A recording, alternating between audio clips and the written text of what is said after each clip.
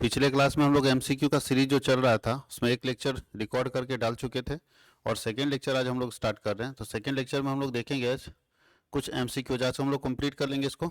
Unit 1 जो part A, जो कि इकोनॉमिक्स हम लोग पढ़ रहे हैं जो टेट के लिए, तो इकोनॉमिक्स में पार्ट ए का यूनिट 1 का आज पूरा हम लोग एमसीक्यू लगभग कंप्लीट करने की कोशिश करेंगे।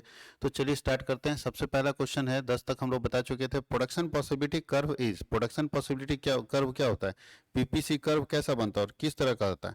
तो बोलता है पीपीसी कर्व जब भी बनाते हैं तो कॉनकेव होता है एक्स एक्सिस पे, बोलता है कॉनकेव होता है एक्सिस पे, एक्स एक्सिस पे कॉनकेव इसका बोलता है पीपीसी जब भी बनता है। तो उस वक्र का नाम बताइए जो आर्थिक समस्याओं को दर्शाता है। इकोनॉमिक प्रॉब्लम को इंडिकेट करने वाले वक्र को, कर्व को क्या कहते हैं?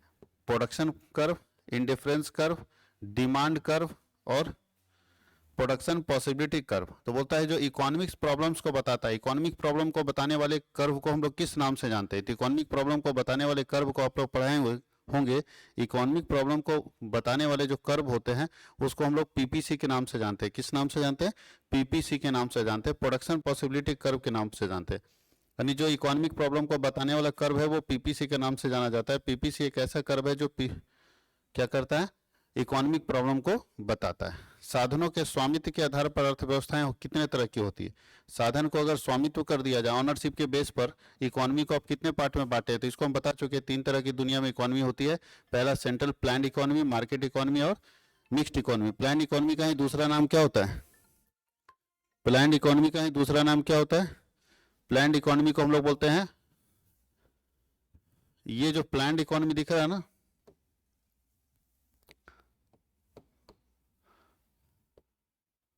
प्लान्ड इकोनॉमी जिसको हम लोग बोलते हैं, इसको सोशलिस्ट इकोनॉमी बोलते थे, इसको कैपिटलिस्ट इकोनॉमी बोलते हैं, और ये तो मिक्स्ड इकोनॉमी है। तो 2-3 तरह की इकोनॉमी डेवलप की गई है। तो बोल रहा है तीनों यहाँ पे होगा, क्योंकि ये पूछ रहा है कितने तरह की अर्थव्यवस्थाएं डेवलप की गई है, तो 3 तरह की अर्थव्यवस्था डेवलप की गई। Which of the following is a marginal opportunity cost? इसमें मार्जिनल कॉस्ट का फॉर्मूला क्या है? मार्जिनल अपॉर्चुनिटी कॉस्ट का फॉर्मूला इसमें से क्या होगा? तो मार्जिनल अपॉर्चुनिटी कॉस्ट का फॉर्मूला क्या होता है? तो अगर सही से देखा जाए तो मार्जिनल अपॉर्चुनिटी कॉस्ट का फॉर्मूला फर्स्ट वाला होगा। मार्जिनल कॉस्ट बराबर होता है delta Y by delta I. Y का मतलब इनकम और आई का मतलब इन्वेस्टमेंट। वाई का मतलब इनकम और आई का मतलब इन्वेस्टमेंट, याद रखना है। डेल्टा वाई बाई, अच्छा डेल्टा का मतलब था चेंज, इसको बोलते हैं चेंज इन इनकम बटा चेंज इन इन्वेस्टमेंट। आई में परिवर्तन बटा विनियोग में परिवर्तन, आई में परिवर्तन बटा विनियोग में परिवर्तन करके निकालेंगे तो निकल जाएगा मार्जिनल अपॉर्चुनिटी कॉस्ट। अब नीचे लिखा है अपॉर्चुनिटी कॉस्ट का जो है वो दूसरा नाम क्या है, और किस नाम से अपॉर्चुनिटी कॉस्ट को हम लोग जानते हैं? तो अपॉर्चुनिटी कॉस्ट का दूसरा नाम है, अपॉर्चुनिटी कॉस्ट का हम लोग दूसरा नाम किस नाम से जानते हैं? तो अपॉर्चुनिटी कॉस्ट को हम लोग मार्जिनल कॉस्ट के नाम से भी जानते हैं। अपॉर्चुनिटी कॉस्ट को हम लोग किस नाम से जानते हैं? मार्जिनल कॉस्ट के भी नाम से हम लोग जानते हैं। Opportunity cost is also known as marginal cost. अगला क्वेश्चन है, उत्पादन संभावना वक्र का आकार मूल बिंदु की ओर अवतल होने का क्या कारण है? जो पीपीसी है वो बोलता है पीपीसी जो है वो कॉनकेव होता है, अभी हम लोग पढ़ चुके ना, पीपीसी कॉनकेव होता है, उसका क्या कारण है? किस कारण से पीपीसी कॉनकेव होता है? तो इसका पहला कारण है यहाँ पे, इसका कारण है राइजिंग मार्जिनल अपॉर्चुनिटी कॉस्ट। जैसे जैसे मार्जिनल अपॉर्चुनिटी कॉस्ट बढ़ेगा वैसे वैसे हमारा जो कर्व है पीपीसी का वो किस तरफ होगा? कॉनकेव होगा, अवतल होगा। हम लोग दर्पण पढ़े थे ना, कॉनकेव और कॉन्वेक्स। सभी आर्थिक समस्याओं का मुख्य कारण क्या है? तो जितनी आर्थिक समस्या है उसका मुख्य कारण के मेन कारण क्या है? सुविधा नहीं, दुर्लभता, स्कार्सिटी मेन कारण है। इसके कारण सारी आर्थिक समस्याएं, जिस दिन सबके पास पैसा हो जाएगा तो कोई समस्या आर्थिक नहीं रहेगा। आर्थिक समस्या आने के कारण ही है दुर्लभता, कमी है इसलिए वो समस्या में है। अगर हर व्यक्ति के पास खूब पैसा हो जाए तो कोई गरीब रहेगा? किसी के पास पैसे की समस्या रहेगी? आज हमारे पास पैसे की समस्या इसलिए है क्योंकि हमारे पास दुर्लभता है, हमको कोई चीज़ चाहिए और हमको नहीं मिला, इसलिए हम रात दिन काम कर रहे हैं। चलो अगर इतना मेहनत कर देंगे, ये काम कर लेंगे तो ये हमको मिल जाएगा, घर मिल जाएगा, गाड़ी मिल जाएगी, सब। तो दुर्लभता सबसे बड़ा समस्या है। इस देश में लोग गरीब अपने आप को इसलिए समझता है क्योंकि उसके पास कोई चीज़ ऐसा है जो नहीं है और दूसरे के पास है, इसलिए वो गरीब समझता है। माइक्रो इकोनॉमिक्स इंक्लूड, माइक्रो के अंदर हम इंडिविजुअल पढ़ते हैं। तो देखिए इंडिविजुअल यूनिट ठीक है, स्मॉल यूनिट ठीक है, इंडिविजुअल प्राइस डिटर्मिनेशन ठीक है, इसका मतलब है माइक्रो इकोनॉमिक्स के अंदर हम लोग ऑल ऑफ द अबव तीनों चीजों को शामिल करते हैं। माइक्रो इकोनॉमिक्स के अंदर हम लोग तीनों चीजों को शामिल करते हैं। Consumer behaviour is studies, consumer behaviour को कहाँ पढ़ते हैं? तो कंज्यूमर बिहेवियर को हम लोग माइक्रो के अंदर ही पढ़ते हैं। और क्या ऑप्शन है? नहीं, इनकम थ्योरी में नहीं पढ़ते, मैक्रो में नहीं पढ़ते। कंज्यूमर बिहेवियर को हम लोग माइक्रो थ्योरी में ही पढ़ते हैं, माइक्रो इकोनॉमिक्स के अंदर ही पढ़ते हैं। माइक्रोज का अर्थ होता है छोटा, कौन सा लैंग्वेज से, माइक्रो जो है और मैक्रो जो है वो कौन से लैंग्वेज से मिलके बना है, किस लैंग्वेज से मिलके बना है, तो याद रखिएगा ग्रीक लैंग्वेज से। ये जो माइक्रो और मैक्रो दोनों वर्ड जो आया है ग्रीक लैंग्वेज से आया है ना, कौन से लैंग्वेज से आया है, ग्रीक लैंग्वेज से। इसको कौन दिया, माइक्रो और मैक्रो जो दो वर्ड है, माइक्रो इकोनॉमिक्स मैक्रो इकोनॉमिक्स, इसको दिया कौन, तो प्रोफेसर रेगनर फ्रिस ने दिया था। प्रोफेसर रेगनर फ्रिस ने इस कॉन्सेप्ट को दिया कि इकोनॉमिक्स को स्टडी करने के लिए आप दो पार्ट में बांट सकते हैं, एक माइक्रो इकोनॉमिक्स, एक मैक्रो इकोनॉमिक्स। और ये माइक्रो और मैक्रो शब्द कौन से लैंग्वेज से बना था, ग्रीक लैंग्वेज से बना था। आर्थिक क्रियाओं के अध्ययन के संदर्भ में अर्थव्यवस्था को दो शाखाओं में बांटा गया है। यही तो अभी देखिए पूछ चुके, अभी पूछ चुके हैं। बोलता है कि इकोनॉमिक्स को पढ़ने के लिए इकोनॉमिक्स को दो पार्ट में बांटा गया है, माइक्रो और मैक्रो। तो किसने इसको बांटा था, तो रेगनर फ्रिस ने बांटा था। किसने कहा अर्थशास्त्र धन का विज्ञान है, एडम स्मिथ ने कहा था अर्थशास्त्र धन का विज्ञान है, economics is the science of wealth, तो एडम स्मिथ ने ये कहा था। तो इसका सी होगा, यानी वो 21 का हम लोग सी लेंगे, 22 का भी सी लेंगे। सीमित साधन और असीमित आवश्यकताओं का विचार किसने दिया था, लिमिटेड रिसोर्सेस और अनलिमिटेड वांट्स का कॉन्सेप्ट दिया था रॉबिन्स ने। किसने दिया था, रॉबिन्स ने दिया था। तो 23 का भी सी होगा, 23 का भी क्या होगा, सी होगा। निम्न में से कौन सी आर्थिक क्रिया अर्थशास्त्र के अध्ययन की सामग्री के अंतर्गत सम्मिलित की जाती है, इसमें से कौन सी ऐसा काम है जो इकोनॉमिक्स में स्टडी करने के लिए हम लोग शामिल करते हैं। तो इकोनॉमिक्स में स्टडी करने के लिए क्या क्या शामिल करते हैं, तो असीमित आवश्यकताओं से जुड़ी आर्थिक क्रिया, economic activity related to unlimited wants शामिल करते हैं। सीमित साधनों से जुड़ी यानी असीमित आवश्यकता, सीमित साधन, तो दोनों पढ़ते हैं। इसका मतलब इसका भी सी होगा। हम लोग जब भी इकोनॉमिक्स को स्टडी करते हैं तो दोनों अनलिमिटेड वांट्स और लिमिटेड रिसोर्सेस दोनों पढ़ते हैं। Unlimited want say limited resources का मतलब है कि दोनों हम लोग पढ़ते हैं इकोनॉमिक्स को। इकोनॉमिक बोलता है अर्थशास्त्र के जनक इसको कहा जाता है, तो एडम स्मिथ को कहा जाता है इकोनॉमिक्स के फादर। फादर ऑफ इकोनॉमिक्स कौन है, एडम स्मिथ। माल्थस ने क्या दिया था, माल्थस ने जनसंख्या सिद्धांत दिया था। माल्थस भी जनसंख्या सिद्धांत के प्रतिपादक रहे हैं, ठीक है, याद रखना इस चीज को। अर्थशास्त्र में कल्याण संबंधी परिभाषा किसने दिया, अर्थशास्त्र में कल्याण संबंधी परिभाषा जो है प्रोफेसर मार्शल ने दिया। किधर है, प्रोफेसर मार्शल ने कल्याण संबंधी, इनका कहना है कि economics is the science of public welfare.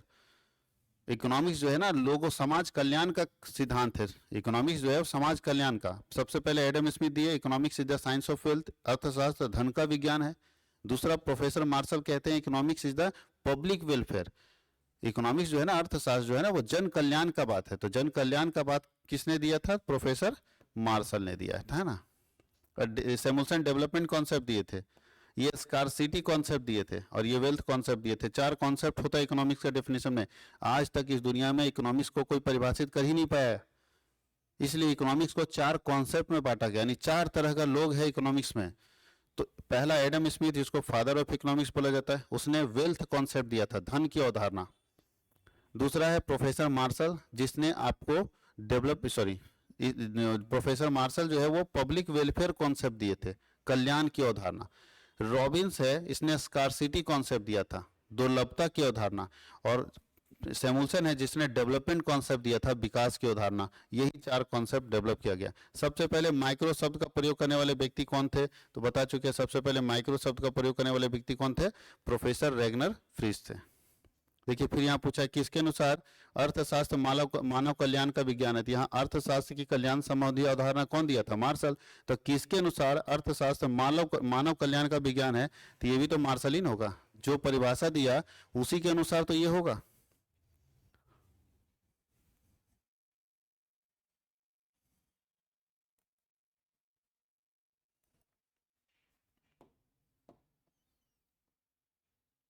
निम्नलिखित में कौन उत्पत्ति का साधन नहीं है, इसमें कौन ऐसा है जो उत्पत्ति का साधन नहीं है।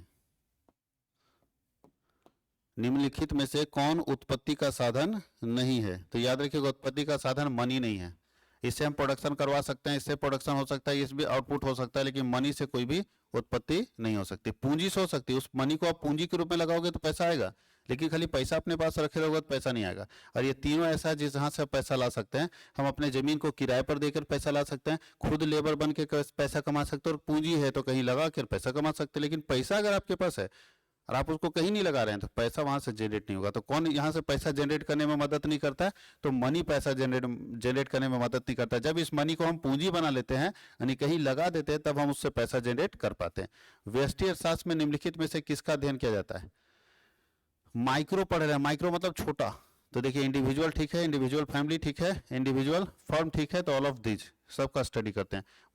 माइक्रो में हम लोग इंडिविजुअल का स्टडी करते हैं और मैक्रो में हम लोग पूरे संपूर्ण का स्टडी करते हैं। मैक्रो इकोनॉमिक्स यानी समष्टि अर्थशास्त्र में संपूर्ण अर्थव्यवस्था का अध्ययन किया जाता है और व्यष्टि अर्थशास्त्र में हम लोग व्यक्तिगत इकाइयों का अध्ययन करते हैं। तो जहां व्यक्तिगत है समझिए वो व्यष्टि अर्थशास्त्र यानी माइक्रो इकोनॉमिक्स का ही पार्ट है।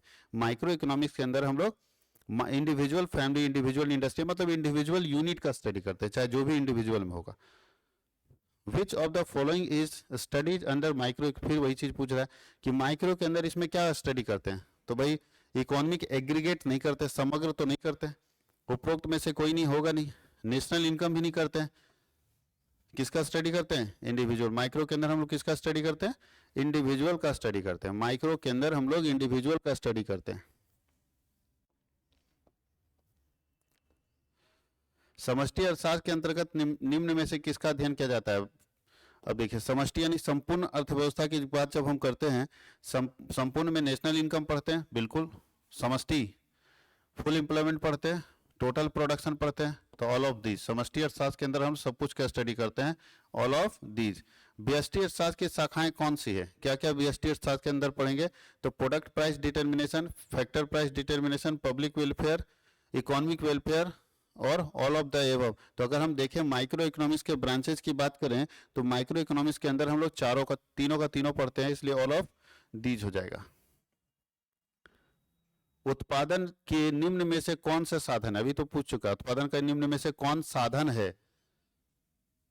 तो लेबर है साधन, लैंड है साधन, कैपिटल है साधन। इसका मतलब उपरोक्त तो सभी होगा, उत्पादन के साधन तीनों होंगे। अर्थशास्त्र की विषय वस्तु का अध्ययन किन शाखाओं में किया जाता है? इकोनॉमिक्स का पूरा सब्जेक्ट हम किस किस ब्रांच में करते हैं? तो माइक्रो के अंदर करते हैं और मैक्रो के अंदर करते हैं, इसलिए यहाँ पे होगा उपरोक्त दोनों। उपरोक्त दोनों माइक्रो और मैक्रो के अंदर हम इकोनॉमिक्स के पूरे जितना इकोनॉमिक्स के अंदर पढ़ना है उसको हम दो ब्रांच में बांट के पढ़ते हैं। पहला ब्रांच होता है माइक्रो और दूसरा ब्रांच होता है मैक्रो। किस अर्थशास्त्री ने कल्याण संबंधी अवधारणा नहीं दिया है? यानी कौन ऐसे इकोनॉमिक्स हैं जो कल्याण वाले कॉन्सेप्ट में नहीं है? तो मार्शल तो है सबसे मेन लीडर, तो कौन ऐसे हैं जो कल्याण वाले कॉन्सेप्ट में नहीं है, जिन्होंने कल्याण का कोई कॉन्सेप्ट नहीं दिया है? तो जेबी से। बाकी पीगू मार्शल के सपोर्ट में थे और कैनन भी मार्शल के सपोर्ट में थे। जेबी से जो है वो कल्याण संबंधी अवधारणा से इनका कोई लेना देना नहीं है, ये कल्याण संबंधी अवधारणा नहीं दी है। किसने कहा अर्थशास्त्र कभी वास्तविक होता है तो कभी आदर्श होता है? यानी कौन व्यक्ति है जिसने कहा है कि इकोनॉमिक्स कभी पॉजिटिव होता है कभी नॉर्मेटिव साइंस होता है? किसका कहना है कि इकोनॉमिक्स पॉजिटिव और नॉर्मेटिव साइंस होता है? तो ये कहना है फ्रेडमैन का। किसका कहना है? फ्रेडमैन का कहना है कि इकोनॉमिक्स कभी पॉजिटिव साइंस हो जाता है कभी नॉर्मेटिव साइंस हो जाता है, यानी कभी वो वास्तविक हो जाता है और कभी वो आदर्श हो जाता है। अर्थशास्त्र में शब्द व्यष्टि और समष्टि का प्रयोग सर्वप्रथम किसने किया था? कोई भी बता सकते हैं कौन अर्थशास्त्री थे सबसे पहले व्यष्टि और समष्टि किए थे? तो रेगनर फ्रीज किए थे। और माइक्रो बोलता scope study in micro economics, तो प्राइस डिटर्मिनेशन पढ़ते हैं, प्रोडक्शन फंक्शन पढ़ते हैं, distribution and efficiency of application and forms of production पढ़ते हैं, ऑल ऑफ दीज। तो इसका ऑल ऑफ दीज होगा। ये देखिए 39 क्वेश्चन दिए, इसका आंसर की भी यहाँ लिखा हुआ है, आप आराम से इसको पढ़ सकते हैं, कोई दिक्कत नहीं। अब हम लोग यूनिट 2 में चलते हैं। यूनिट 2 में क्या क्या क्वेश्चन है? हम लोग लेक्चर बाय लेक्चर चलेंगे, यूनिट वाइज हम लोग नहीं जाएंगे, लेक्चर बाय लेक्चर करते चले जाएंगे तो आसानी से हम लोग कंप्लीट करते चले जाएंगे। टोटल हम लोगों को 77 पेज का इकोनॉमिक्स करना है। सबसे पहले हम लोग चलते हैं यहाँ पे, देखिए इसमें आंसर हमेशा नीचे लिखा हुआ है, अगर आप लोग स्टडी करते हैं तो नीचे आंसर लिखा हुआ है ना, आप खुद भी स्टडी करेंगे और नीचे चेक करते जाएंगे। निम्न में से कौन सा कथन सही है? इसमें से कौन सा ऐसा स्टेटमेंट है जो सही है? पहला बोलता है उपयोगिता का अर्थ आवश्यकता को संतुष्टि करने से है। उपयोगिता का मतलब क्या होता है? यूटिलिटी का मतलब बताया था आप लोग को कि जो हमारी आवश्यकता है उसको संतुष्ट करना है, बिल्कुल सही है। उपयोगिता इच्छा की तीव्रता का फलन है, जी हाँ, हमारी इच्छा जो है ना वही उपयोगिता है। वस्तु के उपभोग की इच्छा उपयोगिता को जन्म देती है। वस्तु जब हम उपभोग करते हैं तब हमारा यूटिलिटी क्रिएट होता है, बिल्कुल सही है। तो इसका क्या होगा? All of these, all of these. उपयोगिता की निम्न में से कौन सी विशेषता है? उपयोगिता की विशेषता क्या? उपयोगिता एक मनोवैज्ञानिक अवधारणा है, बिल्कुल सही है।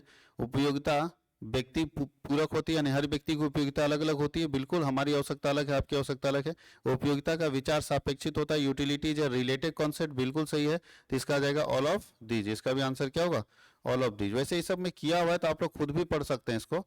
जो टफ टफ चीज होगा उसको हम लोग करेंगे, बाकी खुद भी इसको पढ़ सकते हैं।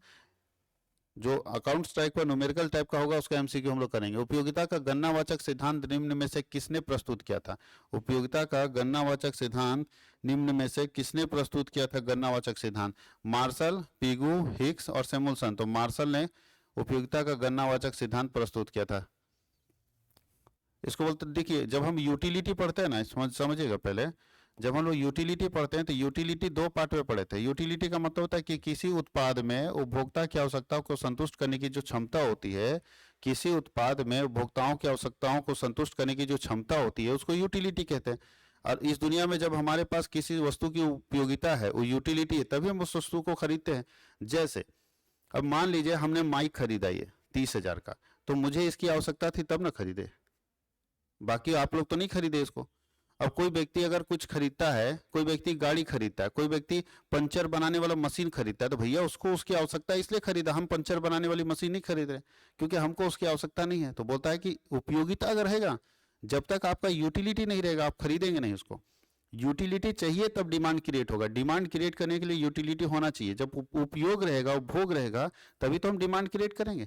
तो इसलिए उपयोगिता का मतलब होता है किसी वस्तु में हमारी आवश्यकता को संतुष्ट करने की जो क्षमता है उसको उपयोगिता बोलते हैं। जैसे इस माइक में हमारे आवश्यकता थी कि हम कैसे बोले, कैसे अपना साउंड रिकॉर्ड करें, बेटर क्वालिटी का साउंड रिकॉर्ड करें, तो मेरी आवश्यकता थी और मेरी आवश्यकता को पूरा करने वाला ये माइक था, क्योंकि इसमें वही गुण है जो हमको चाहिए, तो हम इसको खरीद लिए। इसका मतलब है जब तक किसी वस्तु का उपयोग नहीं रहेगा आपके पास, वो यूटिलिटी नहीं रहेगा, तब तक आप परचेज नहीं करेंगे। जिस वस्तु की उपयोगिता आपके पास आप उसको खरीद लेंगे, जिसकी उपयोगिता नहीं है वो आपको बहुत सस्ता मिलेगा तो भी आप नहीं खरीदते हैं। जैसे मान लीजिए कोई गरीब आदमी, उसको कार नहीं चाहिए, उसको खाना चाहिए, और कार वाली कंपनी आके बोला कि अगर आप कार खरीदोगे तो हम 2 लाख रुपए डिस्काउंट देंगे, उसको कोई लेना देना है 2 लाख से। बोलता भाई 2 लाख डिस्काउंट दोगे, 6 लाख देना पड़ेगा ना, अपने पास नहीं है, अपने को कार नहीं चाहिए, उसका उपयोग ही नहीं है कार का, और वो कार खरीदना ही नहीं चाहता, आप उसको 2 लाख का डिस्काउंट देंगे तो भी नहीं लेगा, और जो कार खरीदना चाहता है उससे 5,000 ज्यादा भी लेंगे तो दे देगा। इसका मतलब है पहले देखिए कि ये जो प्रोडक्ट है हमारा, उसका उपयोग किसके लिए, कौन इसको यूज करता है। जो उसको यूज करता है वही आपका टारगेटिंग कस्टमर है, उसी को आप टारगेट कीजिए, वही आपका सामान खरीद सकता है। तो ये बात आपको ध्यान रखना होगा कि आपका यूटिलिटी कंज्यूमर कौन कौन है, किसको इसकी आवश्यकता है, जिसको इसकी आवश्यकता है उसी को टारगेट करने की जरूरत है। तो भाई यहाँ लिखा है यूटिलिटी जब हम पढ़ते हैं तो 2 तरह का पढ़ते हैं, क्योंकि लोग कहते हैं कि utility can not be measured, utility को मापा नहीं जा सकता। आपको कितना अच्छा लग रहा है, कोई चीज खा के, कोई चीज यूज करके आप उसको मेजर नहीं कर सकते। अंदर से अच्छा लग रहा है, मन से अच्छा लग रहा है, दिल से अच्छा लग रहा है, लेकिन आप बता नहीं सकते। तो इसको 2 पार्ट में, कार्डिनल यूटिलिटी और ऑर्डिनल यूटिलिटी। कार्डिनल यूटिलिटी और ऑर्डिनल। तो कार्डिनल यूटिलिटी वाले ये परिभाषित करते हैं, बताते हैं कि utility can not be measured, उपयोगिता को मापा नहीं जा सकता। जो लोग इसके समर्थक हैं कि उपयोगिता को मापा नहीं जा सकता, उसको बोलते हैं कार्डिनल यूटिलिटी। कहीं कोई दिक्कत है? और जो लोग समर्थक है कि utility can be measured, utility को मापा जा सकता है, सॉरी यहाँ पे उल्टा हम कर दिए, यूटिलिटी कैन बी मेजर्ड वो हो जाएगा कार्डिनल यूटिलिटी, ठीक है। और utility can not be measured, utility को मापा नहीं जा सकता, उसको बोलते हैं ऑर्डिनल यूटिलिटी। तो बोलता है कार्डिनल यूटिलिटी का जो कॉन्सेप्ट था, कार्डिनल यूटिलिटी का जो कॉन्सेप्ट था उसके प्रतिपादक कौन थे? तो प्रोफेसर मार्शल थे, याद रखना इस चीज को। उपभोक्ता व्यवहार का अध्ययन क्या है, किसने किया? तो उपभोक्ता व्यवहार का अध्ययन सूक्ष्म अर्थशास्त्र में कंज्यूमर बिहेवियर को कहाँ पढ़ते हैं? तो माइक्रो में ना पढ़ते हैं कंज्यूमर बिहेवियर को। कंज्यूमर बिहेवियर को माइक्रो इकोनॉमिक्स के अंदर पढ़ते हैं।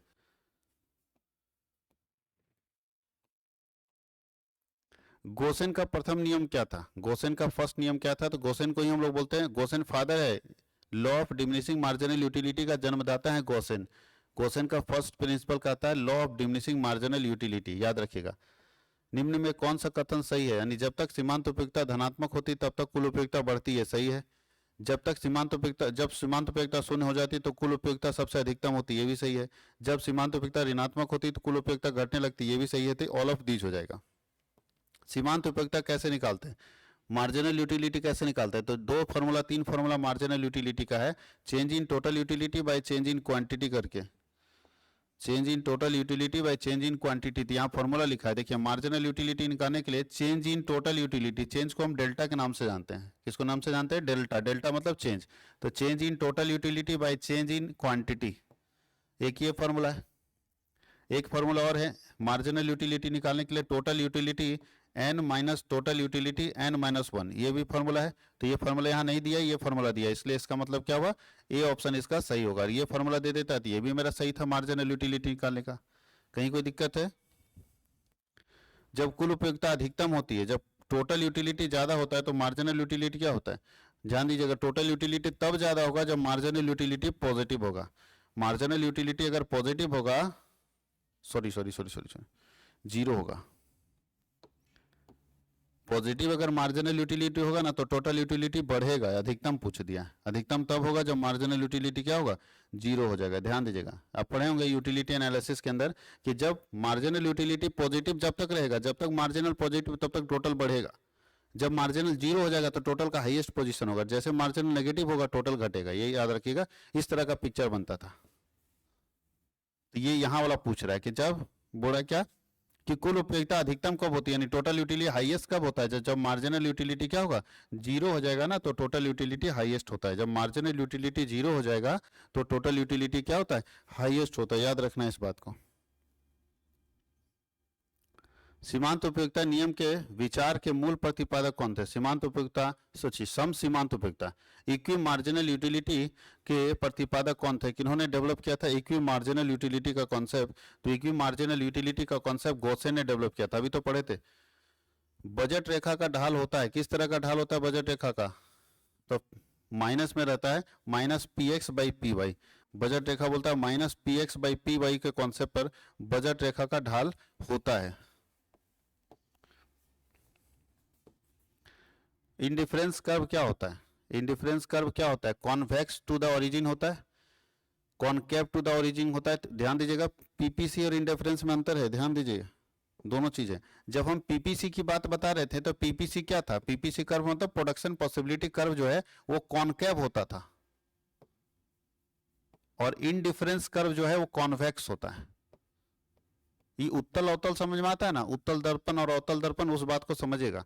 एक होता है कॉन्वेक्स और एक होता है कॉनकेव। जैसे पीपीसी जब आप बनाते थे तो ऐसे बनता था, और ये जब बनाएंगे तो ऐसे बनेगा। ठीक है, तो ये बताइए क्या है? कॉन्वेक्स है। ये जो कॉन्वेक्स मिरर आप पढ़े हैं, और ये कॉनकेव है। एक होता है उत्तल, एक होता है अवतल, याद रखिएगा। एक उत्तल होता है, एक अवतल होता है। तो याद रखना है कि पीपीसी जब बनाते थे तो ऐसे बनेगा ग्राफ उसका, मतलब थोड़ा सा ऐसे रहेगा, बट उठा हुआ रहेगा, और ये झुका हुआ रहेगा। इस बात को समझना है। इसी से आप डिफरेंस लगा सकते हैं कि एक हमारा कॉनकेव होता है, एक हमारा क्या होता है? कॉन्वेक्स होता है। आगे लिखा है कि यूटिलिटी रिलेटेड टू, यूटिलिटी किससे रिलेटेड है? लाभदायकता से, नैतिकता से, मानव आवश्यकताओं की पूर्ति से, और ऑल ऑफ दीज। तो ऑल ऑफ दीज होगा, सबसे जरूरी है। मानव आवश्यकता की पूर्ति भी चाहिए, लाभदायकता भी चाहिए, नैतिकता भी चाहिए, तभी यूटिलिटी का इस्तेमाल किया जा सकता है। उपयोगिता की माप की जा सकती है। उपयोगिता की बेहतर माप किससे की जा सकती है, यानी उपयोगिता को कैसे मेजर किया जा सकता है? तो दो तरह के विद्वान हैं। कुछ लोग कहते हैं यूटिलिटी कैन बी मेजर्ड, और दूसरा बोलता है utility can not be measured. लेकिन ज्यादातर सपोर्ट करने वाले हैं utility can be measured in terms of money. Money के रूप में उसको हम मेजर कर सकते हैं। यूटिलिटी को किस रूप में मेजर कर सकते हैं? मनी के रूप में मेजर कर सकते हैं। आगे बोलता है सम सीमांत उपयोगिता नियम को कहा जाता है, law of equi marginal utility is also known as. Law of equi marginal utility को और क्या कहा जाता है? तो law of equi marginal utility को और क्या कहा जाता है? Law of increasing return, law of diminishing return, law of substitution. तो याद रखिएगा, law of equi marginal utility को हम लोग बोलते हैं लॉ ऑफ सब्स्टिट्यूशन, प्रतिस्थापन का नियम। Law of equi marginal utility को कहते हैं प्रतिस्थापन का नियम। तटस्थ वक्र का झुकाव बोलता है इंडिफरेंस कर्व किस तरह से स्लोप करता है? तो दाएं से बाएं होता है, बाएं से दाएं होता है, ए और बी दोनों। तो याद रखिएगा, बाएं से दाएं की तरफ जाता है, बाएं से दाएं की तरफ। याद रखना, बाएं से दाएं की तरफ ऐसे बनता है ना। इंडिफरेंस कर्व ऐसे बनता है, तो बाएं से दाएं जा रहा है, ये बाएं साइड हुआ ना, और ये दाएं साइड हुआ, तो बाएं से दाएं की तरफ जाता है। याद रखना इस बात को, बाएं से कहां जाता है? दाएं की तरफ जाता है। किसी वस्तु में मानवीय आवश्यकताओं की पूर्ति करने की जो क्षमता होती है उसे उपयोगिता कहते हैं। अभी तो बता चुके हैं। उसे क्या कहते हैं पूछ रहा है, तो उपयोगिता कहते हैं ना। किसी वस्तु में मानव आवश्यकताओं की पूर्ति करने की जो क्षमता होती है उसे हम क्या कहते हैं, उपयोगिता कहते हैं। एक वस्तु की सभी इकाइयों से प्राप्त होने वाली उपयोगिता के योग को क्या कहते हैं, अगर कोई वस्तु है उसके सारी इकाइयों से प्राप्त होने वाले योग को, जब सारी इकाइयों से जो प्राप्त होता है उसको हम लोग कुल उपयोगिता के नाम से जानते हैं। क्या बोलते हैं, कुल उपयोगिता। यहाँ सारे बोल दिए इसीलिए, अच्छा ऑल लिख दिया, ऑल बोला ऊपर ढक गया, सारे बोला इसलिए टोटल यूटिलिटी। अगर बोल देता है एक इकाई के उपभोग से मिलने वाली संतुष्टि को तो मार्जिनल बोलते हैं, एक इकाई के उपभोग से मिलने वाली संतुष्टि को मार्जिनल, और सारे इकाई के से मिलने वाली संतुष्टि को योग को, उसके योग को हम क्या बोलते हैं, कुल उपयोगिता बोलते हैं। उपयोगिता का क्रमवाचक सिद्धांत किसने दिया, ऑर्डिनल कॉन्सेप्ट किसने दिया था उपयोगिता का, ऑर्डिनल यूटिलिटी कॉन्सेप्ट किसने दिया था, पीगू ने दिया था। ऑर्डिनल यूटिलिटी का मतलब है utility can not be measured, तो पीगू का कहना था utility can not be measured, utility को मापा नहीं जा सकता, ऐसा कहना था पीगू का। पीगू का कॉन्सेप्ट है utility can not be measured. उपयोगिता ह्रास नियम के प्रतिपादक कौन थे, यूटिलिटी डिमिनिशिंग मार्जिनल यूटिलिटी के प्रतिपादक कौन थे, तो सब लोग जानते हैं गोसेन थे। उपभोक्ता का संतुलन बिंदु कहाँ होता है, किस जगह पर उपभोक्ता संतुलित हो जाता है, जहाँ डिमांड और सप्लाई आपस में क्या होगा, बराबर हो जाएगा। जहाँ मार्जिनल यूटिलिटी और प्राइस आपस में बराबर हो जाए वही उपभोक्ता संतुलन बिंदु है। जहाँ पे प्राइस और एमयू का मतलब मार्जिनल यूटिलिटी और प्राइस दोनों अगर आपस में बराबर हो जाता है उस बिंदु को हम उपभोक्ता संतुलन बिंदु कहते हैं, उपभोक्ता संतुलन बिंदु के नाम से जानते हैं। किसी वस्तु की मानवीय आवश्यकताओं को संतुष्ट करने की क्षमता को हम लोग उपयोगिता बोलते हैं। किसी वस्तु की मानवीय आवश्यकताओं को संतुष्ट करने की क्षमता को हम लोग क्या बोलते हैं, उपयोगिता के नाम से जानते हैं, याद रखना इस चीज को। दूसरा लिखा है कि उपभोक्ता की सर्वाधिक संतुष्टि के लिए, सबसे ज्यादा अगर उपभोक्ता संतुष्ट है तो ज्यादा संतुष्टि के लिए क्या करना चाहिए, वस्तु की सीमांत उपयोगिता उसके मूल्य के समान होनी चाहिए, वस्तु की सीमांत उपयोगिता उसके मूल्य से अधिक होनी चाहिए, यानी कब सेटिस्फाई ज्यादा होगा कंज्यूमर। तीसरा क्या है, सीमांत उपयोगिता का मूल्य, सीमांत उपयोगिता तथा मूल्य में कोई संबंध नहीं होना चाहिए, और तीसरा लिखा है इनमें से कोई नहीं है। बताइए क्या होना चाहिए, फिर से समझिएगा, एक किसी उपभोक्ता को हमको संतुष्ट करना है तो सेटिस्फेक्शन, कंज्यूमर सेटिस्फेक्शन किस पॉइंट पर होता है, अभी तो हम लोग पढ़ चुके हैं कि कंज्यूमर सेटिस्फेक्शन के लिए तीन चीज पॉइंट है, P equal to M U, P equal to M U यहां संतुष्ट होगा, या price more than M U, या price less than M U. तो याद रखिएगा ये दोनों सिचुएशन ठीक नहीं है, ये तीन सिचुएशन में ये सही नहीं है, ये भी सही नहीं है, ये सबसे बेस्ट तरीका है, तो इसलिए इसका पहला वाला ऑप्शन सही होगा। क्यों ये बेस्ट तरीका है, क्योंकि यहाँ प्राइस और मार्जिनल यूटिलिटी दोनों बराबर होता नहीं, जितना पैसा हम दे रहे हैं उतना संतुष्टि हमको मिल रहा था, हम भी खुश, बेचने वाला भी खुश। यहाँ पे क्या होगा, प्राइस ज्यादा देना पड़ रहा है, यूटिलिटी कम मिलेगा। सोचिए आप जितना पैसा दे रहे हैं समोसा खाने के लिए, मजा नहीं आया तो आपको लगेगा ठग लिया हमसे पैसा। अगर हम 10 रुपये पीस समोसा का दे रहे हैं तो इंटरेस्ट लगना चाहिए ना 10 रुपये के बराबर, अपने को लगा ही नहीं 10 रुपये का समोसा था, बोले यार क्वालिटी खराब था, तो हम अपने आप को ठगे हुए महसूस करते हैं। यानी यहाँ कंज्यूमर जो है वो नहीं खरीदना चाहेगा, उसको लगेगा यार ठग रहा है हमको, जितना रुपए का सामान है उससे ज्यादा पैसा मांग रहा है। दूसरा यहाँ पे प्राइस कम रहेगा, यूटिलिटी ज्यादा होगा, नहीं आपको मजा ज्यादा आया लेकिन मूल्य कम है, सस्ता है लेकिन मजा आया, तो सस्ता मजा आया तो यहाँ पे सप्लायर तो नहीं ना बेचना चाहेगा, क्योंकि सप्लायर को यहाँ पे लॉस हो रहा है, यहाँ पे सप्लायर को लॉस हो रहा है, ये सप्लायर नहीं बेचेगा, यहाँ पे कंज्यूमर को लॉस हो रहा है, कंज्यूमर नहीं खरीदेगा। तो ऐसी स्थिति में यहाँ ना बिकेगा ना यहाँ खरीदेगा, ये दोनों सिचुएशन ठीक नहीं है। ये सिचुएशन जहाँ पे दोनों को ठीक लग रहा है, सप्लायर उस प्राइस पर बेचने के लिए तैयार है, कंज्यूमर उस प्राइस पर खरीदने के लिए भी तैयार है, सप्लायर उस प्राइस पर बेचने के लिए भी तैयार है और कंज्यूमर उस प्राइस पर खरीदने के लिए भी तैयार है, इसलिए इस बिंदु को हम लोग यहाँ पे लेंगे।